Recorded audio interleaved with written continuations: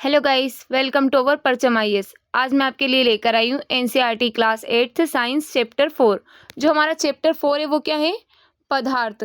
पदार्थ में हम जानेंगे धातु और अधातुओं के बारे में कि धातु क्या होती है और कौन कौन सी होती है, और अधातु क्या होती है, और उनके गुणों के बारे में भी हम यहाँ पर जानेंगे। आप लोहा, एल्यूमिनियम, तांबा आदि जैसे कुछ पदार्थों से परिचित हैं। कुछ पदार्थ यहाँ सारणी में दिए हुए हैं, जैसे कि हम देखते हैं हमारे घर में रोजमर्रा की जिंदगी में काम आने वाले होते हैं। जैसे लोहा हमने देखा है, एल्यूमिनियम देखा है हमने, तांबा देखा है, और भी कई सारी हमने धातुएं जो हमने देखी हुई होती है। जैसे कि सबसे पहले हम यहाँ देखते हैं आयरन। आयरन यानी लोहा, ये हमने देख रखा है और दिखावट में कैसा होता है? चमकदार होता है, कठोर होता है या कठोर नहीं होता, इसके बारे में आप यहाँ पर बता सकते हैं। कोयला, कोयला कैसा होता है? सल्फर, गंधक, एल्यूमिनियम, कॉपर या तांबा, इन सभी पदार्थों के बारे में आप यहाँ सारणी में बता सकते हैं। क्या आप उन पदार्थों के नाम बता सकते हैं जो धातु हैं? शेष पदार्थ अधातु है। धातुओं का अधातुओं से अंतर उनके भौतिक और रासायनिक गुणों के आधार पर किया जा सकता है। स्मरण करिए कि चमक और कठोरता भौतिक गुण है। जैसे कि अगर हमें धातु और अधातु में अगर हमें अंतर करना है तो हम क्या करेंगे? उनके भौतिक और रासायनिक गुण देखेंगे कि किसमें कौन से गुण हैं, उसी आधार पर हम उनको कहेंगे कि ये धातु है और अधातु है। धातु और अधातुओं के भौतिक गुण। अब हम भौतिक गुणों के बारे में जानेंगे। क्या आपने लोहार को लोहे के टुकड़े अथवा लोहे से निर्मित वस्तुएं जैसे फावड़ा, बेलचा, कुल्हाड़ी आदि को पीटते हुए देखा है? क्या इन वस्तुओं को पीटने पर आप इनके आकार में हुए परिवर्तन को देख पाते हैं? क्या कोयले के टुकड़े को पीसने पर वैसे ही परिवर्तन की अपेक्षा करते हैं? जैसे कि हम देखते हैं लोहे की अगर कोई वस्तु होती है तो उसको पीटते हैं तो वो एक आकार ले लेती है, लेकिन क्या कोयला ऐसा होता है? कोयले के साथ में क्रियाकलाप 4.1। एक लोहे की कील, एक कोयले का टुकड़ा और एक एल्यूमिनियम का तार का टुकड़ा लीजिए। एक पेंसिल लेड लीजिए, लोहे की कील लेकर उसे हथौड़े द्वारा पीटिए, परंतु ध्यान रहे कि इस प्रक्रम में आप स्वयं को चोट ना पहुंचा लें और जोर से पीटने का प्रयास करिए। एल्यूमिनियम के तार पर भी जोर से चोट मारिए। इसी प्रकार प्रक्रम कोयले के टुकड़े और पेंसिल लेड के साथ भी करिए। अपने प्रेक्षणों को सारणी में रिकॉर्ड कीजिए। जैसे कि आप यहाँ पर देख सकते हैं हथौड़े से लोहे की कील को पीटने का प्रक्रम चल रहा है।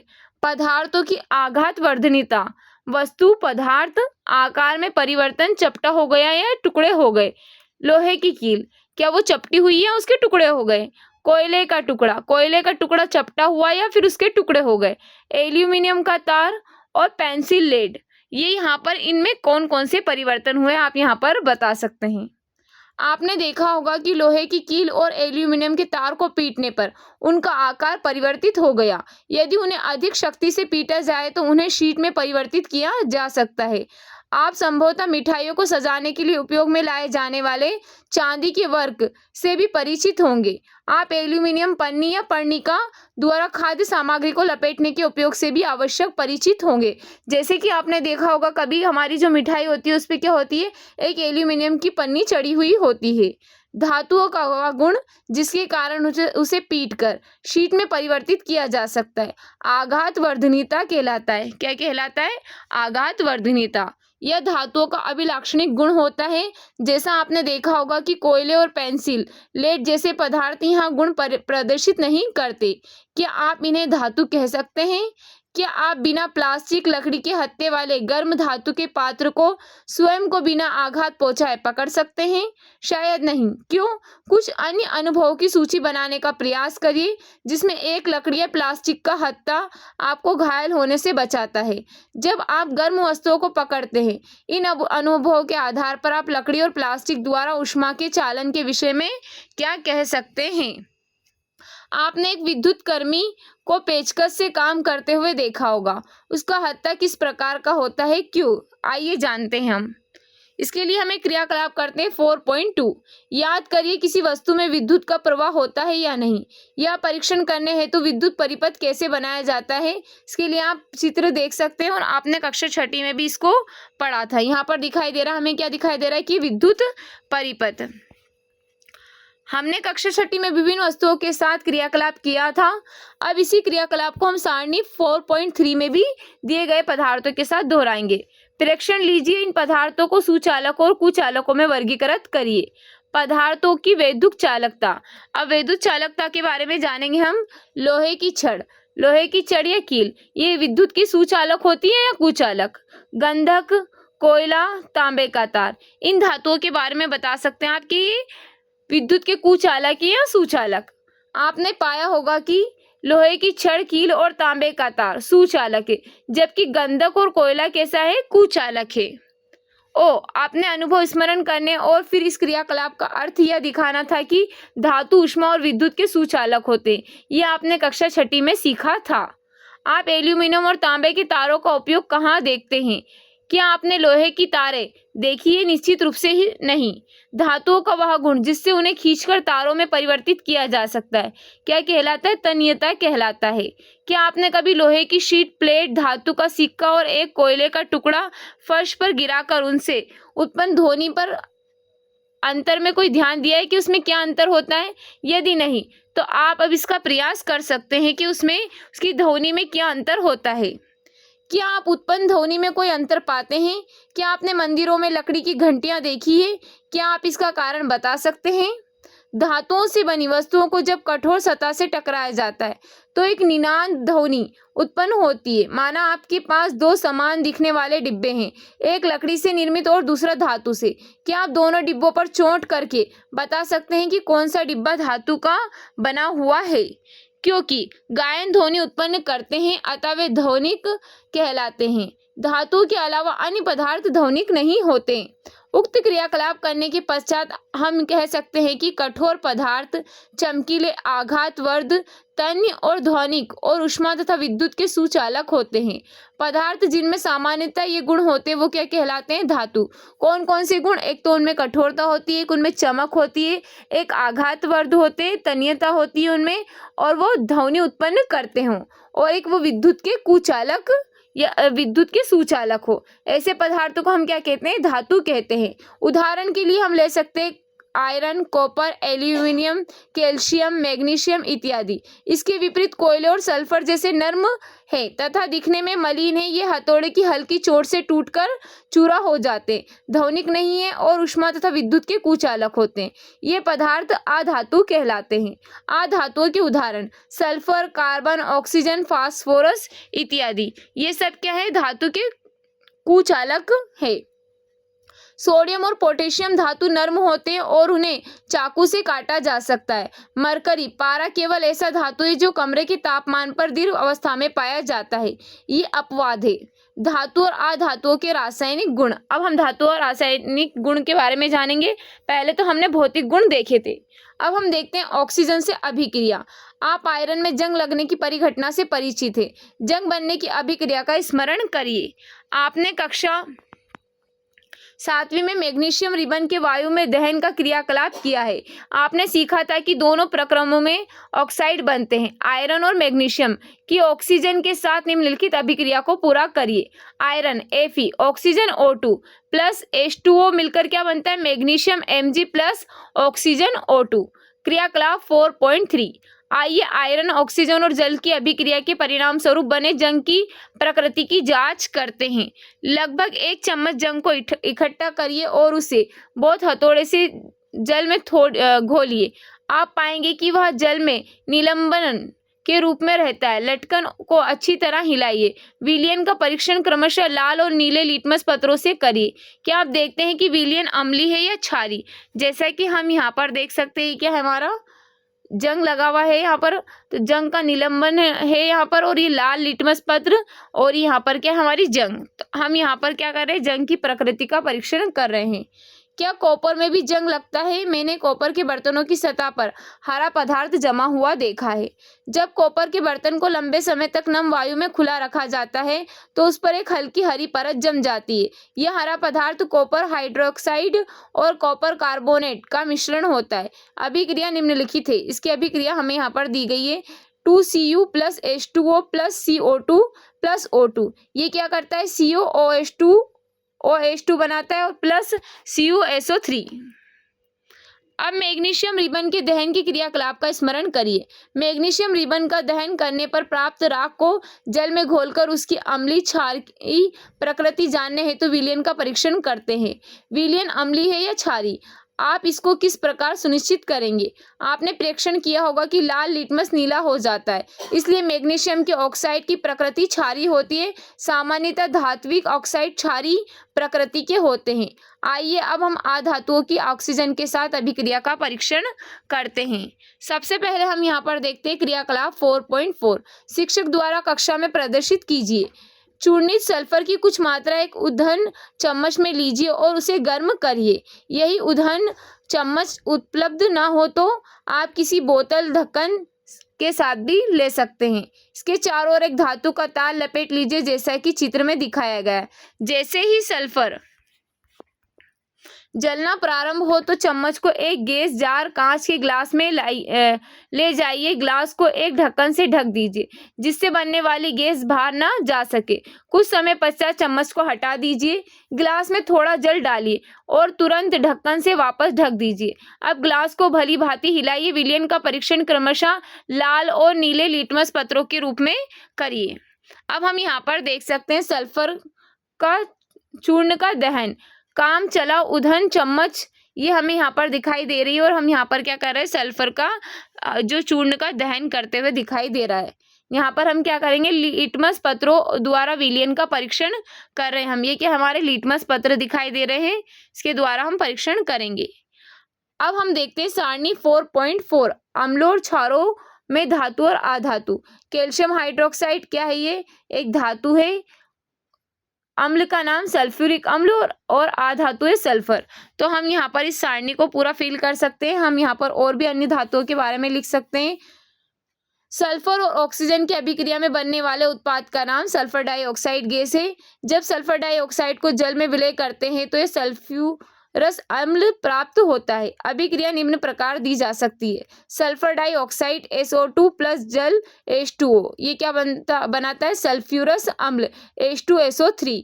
सल्फ्यूरस अम्ल नीले लिटमस पत्र को लाल कर देता है। सामान्यतः धातुओं के ऑक्साइड अम्लीय प्रकृति के होते हैं।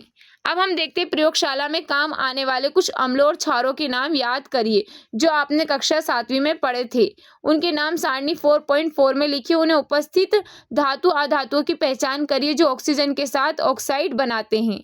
जल के साथ अभिक्रिया। अब हम देखेंगे जल के साथ अभिक्रिया हम कैसे करते हैं। आइए देखिए धातु और अधातु किस प्रकार जल से अभिक्रिया करते हैं। अब हम देखेंगे कि जो धातु और अधातु जल के साथ कैसे अभिक्रिया करते हैं। सोडियम धातु बहुत अभिक्रियाशील होता है। यह ऑक्सीजन और जल के साथ अत्यंत तीव्र अभिक्रिया करता है। अभिक्रिया में बहुत अधिक ऊष्मा उत्पन्न होती है, इसलिए यह मिट्टी के तेल में संचित रखा जाता है। अब हम देखते हैं क्रियाकलाप 4.5। शिक्षक द्वारा कक्षा में प्रदर्शित की जाए। प्रदर्शन के समय विशिष्ट सावधानी रखी जाए कि सोडियम धातु के टुकड़े का आकार लगभग गेहूं के दाने के बराबर हो। इसे चिमटी द्वारा पकड़ना चाहिए। एक 250 ml का बीकर कांच का गिलास लीजिए, इसे आधा चम्मच जल से भरिए।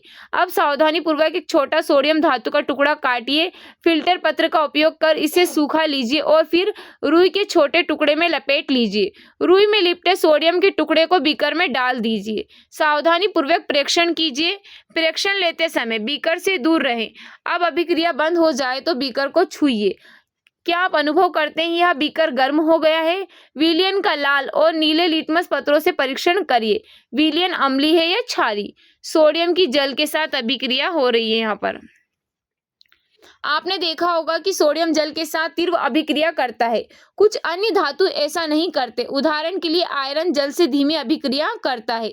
सामान्यतः अधातु जल से अभिक्रिया नहीं करते, यद्यपि वे वायु में बहुत सक्रिय हो सकते हैं। इस प्रकार के अधातुओं को जल में रखा जाता है। उदाहरण के लिए फास्फोरस एक बहुत सक्रिय अधातु है। वायु में खुला रखने पर यह आग पकड़ लेता है। फास्फोरस से वायुमंडलीय ऑक्सीजन का संपर्क न हो, इसलिए उसे जल में रखा जाता है। अब हम देखते हैं सी, अम्लों से अभिक्रिया। आइए देखिए धातु और अधातु अम्लों के साथ किस प्रकार व्यवहार करते हैं। क्रियाकलाप 4.6। सावधानी, परख नली के मुंह को अपने चेहरे से दूर रखिए। परख नली पकड़ने के लिए परख नली होल्डर का उपयोग करिए। सारणी 4.5 सूचीबद्ध धातु और अधातुओं के नमूने पृथक परख नलियों में लीजिए और उन्हें A, B, C, D, E और F में चिन्हित कर दीजिए। ड्रॉपर की सहायता से प्रत्येक परख नली में एक एक करके 5 ml तनु हाइड्रोक्लोरिक अम्ल डालिए। अभिक्रिया का सावधानी पूर्वक परीक्षण करिए। यदि ठंडे विलयन में कोई अभिक्रिया नहीं होती है तो परख नली को हल्का गर्म करिए। प्रत्येक परख नली के मुंह के पास एक जलती हुई माचिस की तीली लाइए। यही क्रियाकलाप तनु हाइड्रोक्लोरिक अम्ल के साथ स्थान पर हम किसके साथ कर सकते हैं? तनु सल्फ्यूरिक अम्ल को लेकर दोहराइए। अपने प्रेक्षणों को सारणी में लिखिए।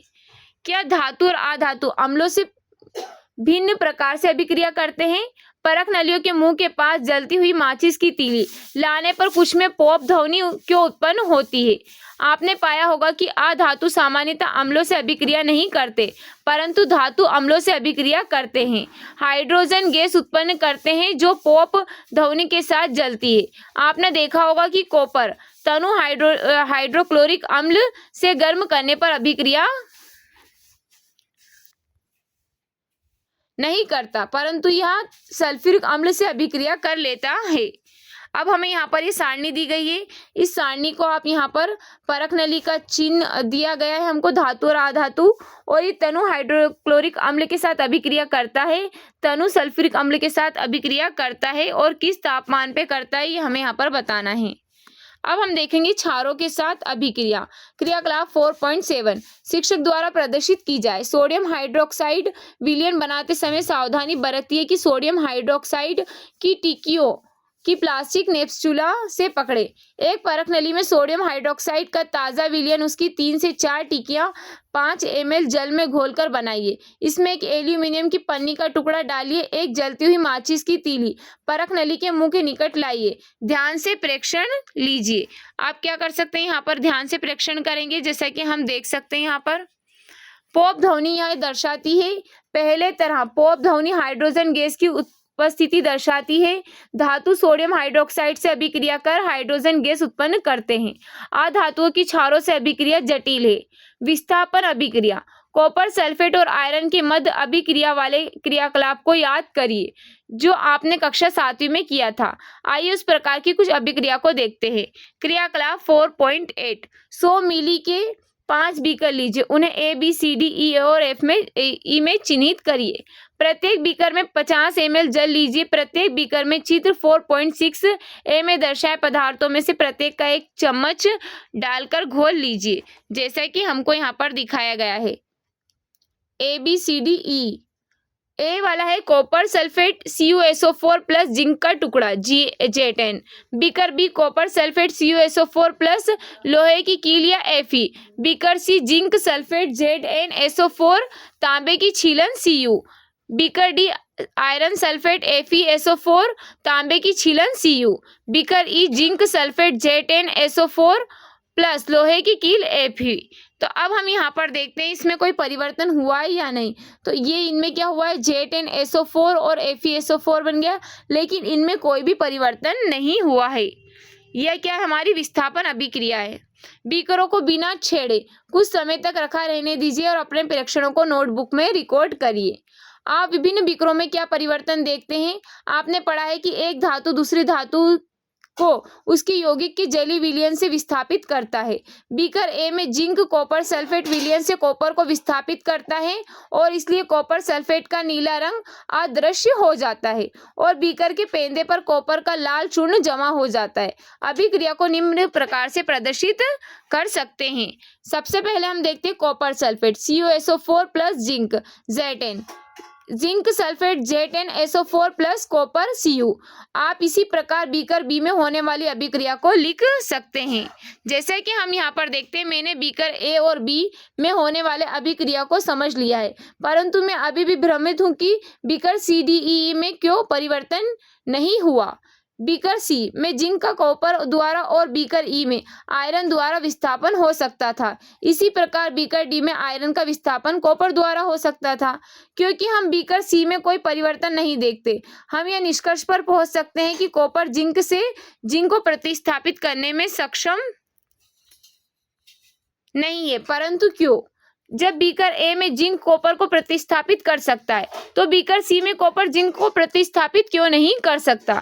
याद रखिए, विज्ञान मनमाना नहीं होता, यह तथ्यों पर आधारित निश्चित नियमों का पालन करता है और यह नियम यह है कि जिंक कॉपर और आयरन से अधिक अभिक्रियाशील है। एक अधिक अभिक्रियाशील धातु कम अभिक्रियाशील धातु को विस्थापित कर सकता है, परंतु कम अभिक्रियाशील धातु अधिक अभिक्रियाशील धातु को प्रतिस्थापित नहीं कर सकता। अब आप समझ सकते हैं कि बीकर डी और ई में विस्थापन अभिक्रिया क्यों संपन्न नहीं हुई। क्या आप जिंक और आयरन और कॉपर के मध्य अधिक अभिक्रियाशील से कम अभिक्रियाशील धातु के क्रम का अनुमान लगा सकते हैं?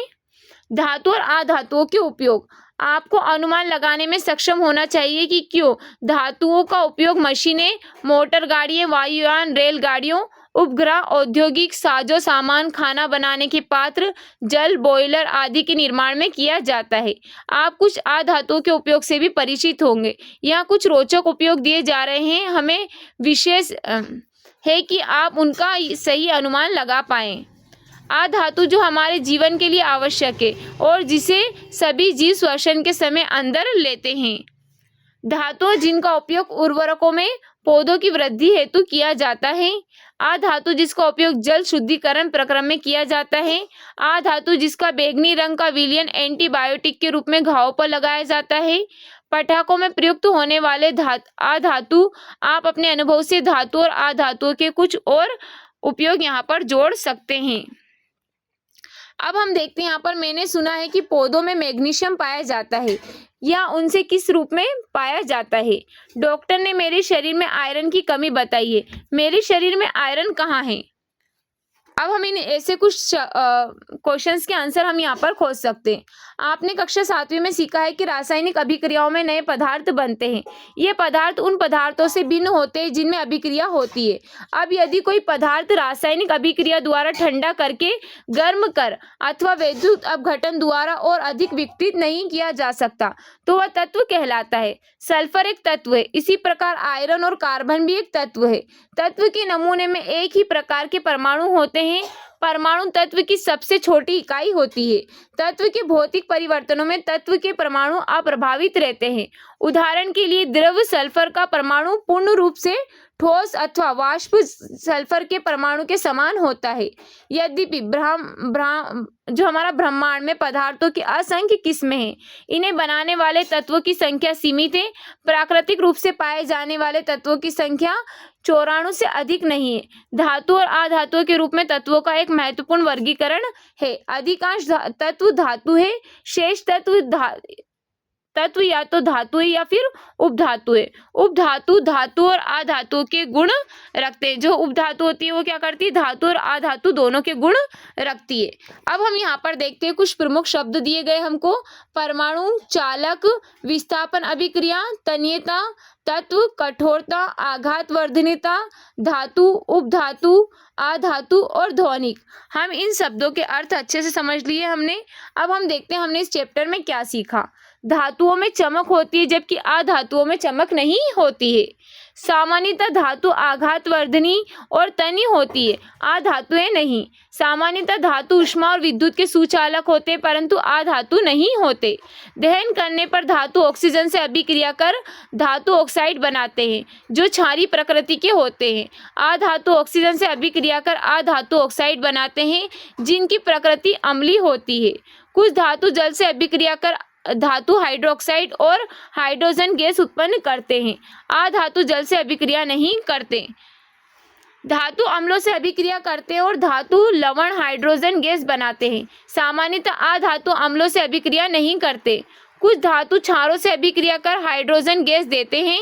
अधिक अभिक्रियाशील धातु कम अभिक्रियाशील धातुओं को उनके धातु यौगिकों के जलीय विलयन में विस्थापित कर देते हैं। धातु और अधातुओं का दैनिक जीवन में व्यापक उपयोग होता है। अब हम यहाँ पर देखते हैं इस चैप्टर के कुछ हमें क्वेश्चंस दिए गए हैं। इन क्वेश्चंस के आंसर आप मुझे कमेंट बॉक्स में कमेंट करना। उम्मीद है जो हमारा आज का चैप्टर आपको अच्छा लगा। अगर हमारा आज का चैप्टर आपको अच्छा लगा है तो इसी तरह की अपडेट के लिए हमारे चैनल को सब्सक्राइब करें और बेल आइकन को दबाना ना भूलें। Okay, thank you so much.